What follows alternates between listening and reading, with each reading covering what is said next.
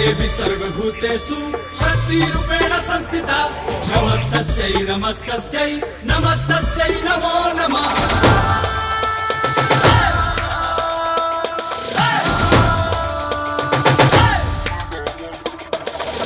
मंसमर्दिनी शुंभनाशिनी जय मां जय मां जय मां जय मां। मुक्तिदायिनी विंध्यवासिनी जय मां जय मां। सजल पंडाल बा सगरो ओहरवा ललका डाली के सभे स्वागत मिला गल बाट मां शीतला दुलारी के। केहू पूजे ला दुर्गा के केहू पूजे ला काली के। कुंजला जयकारा खाली शेरा वाली के। कुंजला जयकारा खाली शेरा वाली के।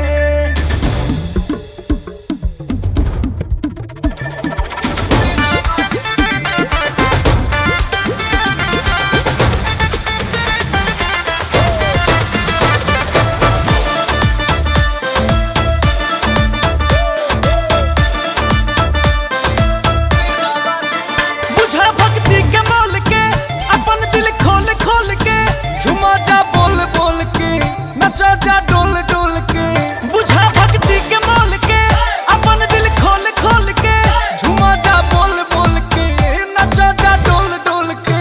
दुनों अखिया दिनों रतिया निरेखे मैया प्यारी के लगल बाटे अजब मेला जगत में जगमगारी के। केहू पूजे ला दुर्गा के केहू पूजे ला काली के। कुंजला जयकारा सगरो शेरा वाली के। कुंजला जयकारा सगरो शेरा वाली के।